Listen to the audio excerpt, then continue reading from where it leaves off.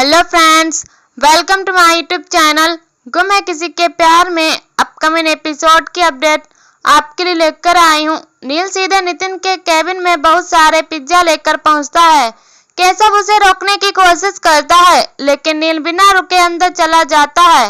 नितिन हैरानी से पूछता है कि क्या बिना पूछे कहीं भी घुस जाना तुम्हारे परिवार की ही प्रॉब्लम है? नील कहता है कि बिना पूछे कुछ भी करना ये तो मैंने आपके डिपार्टमेंट से ही सीखा है, खासकर आपकी ऑफिसर सभी से। नितिन कहता है कि तुम क्या सभी की शिकायत करने आए हो? ऑफिस को कैफे समझ रखा है क्या? नील मुस्कुराते हुए कहता है कि हाँ, कैफे ही है, क्योंकि यहाँ कोई असली काम तो हो नहीं रहा।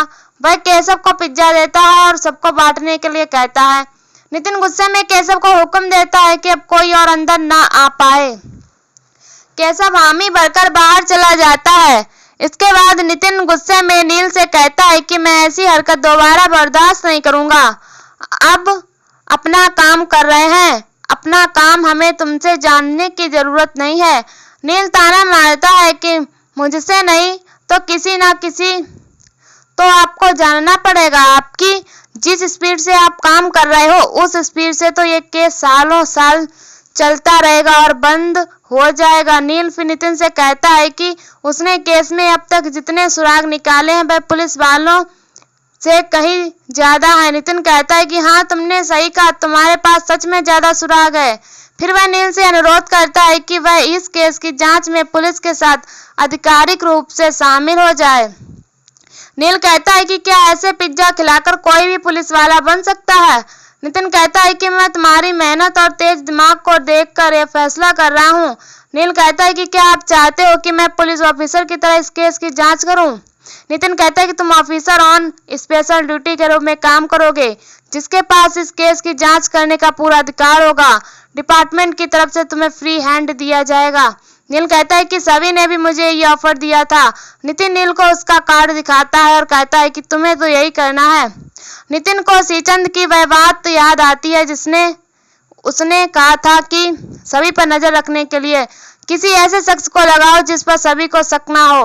नितिन नील से कहता है कि तुम भी अपनी बीवी के कातिल को पकड़ना चाहते हो तो सोच क्या रहे हो, इस कार्ड को स्वीकार करो। नील सोचता है और मना कर देता है।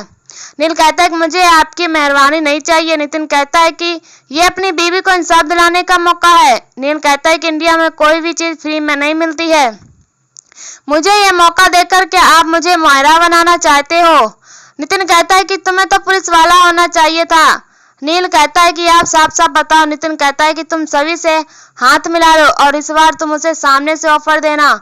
दूसरी तरफ सभी नितिन के ऑफिस पहुंचती है और अंदर जाने की कोशिश करती है, लेकिन केशव उसे रोक देता है। सभी कहती है कि मैं अपने पति के केस के बारे में जानने के लिए आई हूँ, मुझे अंदर जाने दो।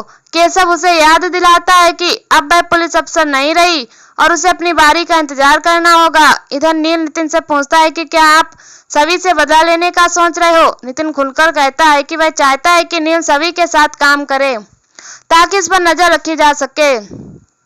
वह बताता है कि सभी को सिर्फ अपने पति का नाम क्लियर करना है, ना कि उसे असली कातिल को ढूंढना है।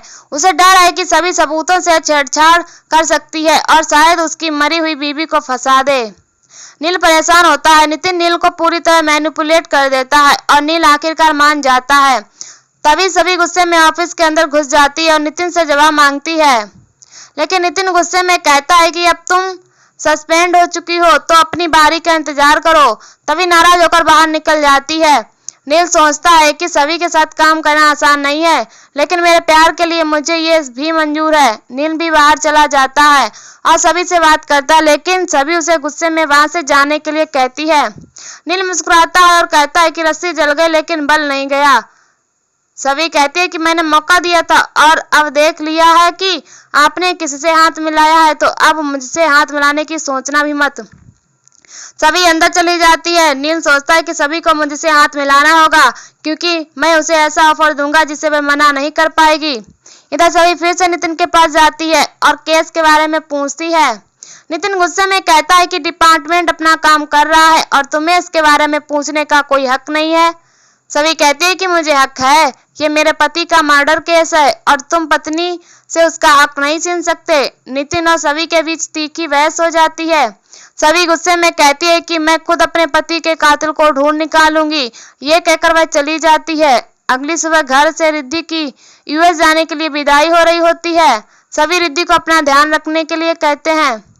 रिद्धि सभी से गले मिलती है। वह तारा और भाग्यश्री से कहती है कि आप सभी भाभी को परेशान मत करना। रिद्धि चली जाती है। इसके बाद सभी श्रीचंद से मिलने आ जाती है। वह उसे तेजू की तस्वीर दिखाती है और पूछती है कि क्या आप इसे पहचानते हैं। श्रीचंद चौंक जाता है और इनकार करते हुए पूछता है कि ये कौन है। सभी बताती है कि इसको गोयल फाउंडेशन से स्कॉलरशिप मिली थी। श्रीचंद कहता है कि वह कई लोगों को स्पॉन्सर करते हैं, सबके नाम याद रखना मुश्किल है। सभी बताती है कि आपने तो इसका नाम कॉलेज को पर्सनली रिकमेंड किया था। श्रीचंद फिर से तस्वीर देखता है तो उसे याद आता है। वह बताता है कि तेजू आर्थिक तंगी में थी और एक आदमी उसका मंगलसूत्र छीनने की कोशिश कर रहा था, तब उसने मदद करी थी और स्कॉलरशिप ऑफर की थी। साथ ही श्रीचंद ने उस आदमी से बोला था कि अगर तेजू 6 महीने में पैसे नहीं लौटा पाई तो वह खुद चुका देगा। वह बताता है कि अगले दिन तेजू उससे मिलने आई थी और उसने उसे म्यूजिक कॉलेज में असिस्टेंट प्रोफेसर की पोस्ट दिलवा दी थी। इसके बाद सभी पूछते हैं कि तेजस्वी स्टूडेंट एक्सचेंज प्रोग्राम के लिए दुबई भी गई थी, क्या ये आपको पता है। श्रीचंद सोचा है कि मैं इसे दुबई वाली बात नहीं बता सकता वरना ये कोई और सवाल पूछेगी। वही सवाल को टालते हुए कहता है कि ऐसे प्रोग्राम्स कॉलेज वाले ही अरेंज करते हैं, मुझे इस बारे में क्या जानकारी नहीं है। श्रीचंद के पूछने पर सभी उसे बताती है कि ये लड़की वही है जिसकी डेड बॉडी रजत के पास मिली थी। श्रीचंद हैरानी जताता है। सभी पूछती है कि क्या आपको पता है कि तेजस्वी और रजत का क्या कनेक्शन था, लेकिन श्रीचंद फिर से कहता है कि मुझे इस बारे में कुछ नहीं पता। सभी परेशान हो जाती है और दुखी होकर कहती है कि मुझे समझ नहीं आ रहा है कि मैं रजत के कातिल का पता कैसे लगाऊं। श्रीचंद उसे सलाह देता है कि वह पहले सस्पेंशन हटवाने पर ध्यान दे और खुद को केस में बहुत ज्यादा उलझाने से बचे। सभी कहती है कि मैं अपने परिवार का ख्याल रखूंगी और रजत को इंसाफ भी दिलवाऊंगी। इतना कहकर वह उसके केबिन से निकल जाती है।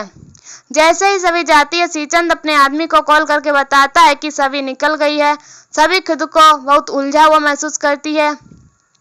सभी उसके पास एक फोन आता है। कॉल पर एक आदमी कहता है कि वह रजत और तेजस्वी के बीच का कनेक्शन जानता है और अगर सभी सच जानना चाहती है तो लेक साइट के पास जाकर मिले। सभी तुरंत निकल पड़ती है। दूसरी तरफ श्रीचंद मुस्कुराता है और सोचता है कि अब सभी बहुत बड़ी उलझन में फंसने वाली है। इसके बाद सभी लेक के पास पहुंचकर पूछती है कि मुझे किसने बुलाया है। तभी कुछ गुंडे वहां आकर उसे जबरदस्ती उठाकर ले जाते हैं। गुंडे उसे अपने अड्डे पर लेकर आते हैं और उसके मुंह से कपड़ा हटाते हैं। तभी वह अपने सामने रिद्धि को बंधा हुआ देखती है और चौंक जाती है। इसी के साथ एपिसोड खत्म हो जाता है। अगले एपिसोड में देखने को मिलेगा कि गुंडा सभी को बताता है कि रजत उसे 100 करोड़ का हार लाकर देने वाला था, लेकिन यह हार लाने से पहले ही रजत मर गया और उसका नुकसान हो गया। गुंडा कहता है कि अब वह हार सभी लेकर आएगी। सभी हैरान रह जाती है और यहीं पर एपिसोड खत्म हो जाता है। ऐसी वीडियो देखने के लिए हमारे चैनल को सब्सक्राइब करें एंड वीडियो को लाइक करें और हमें कमेंट में बताओ वीडियो कैसी लगी। तब तक के लिए बाय बाय।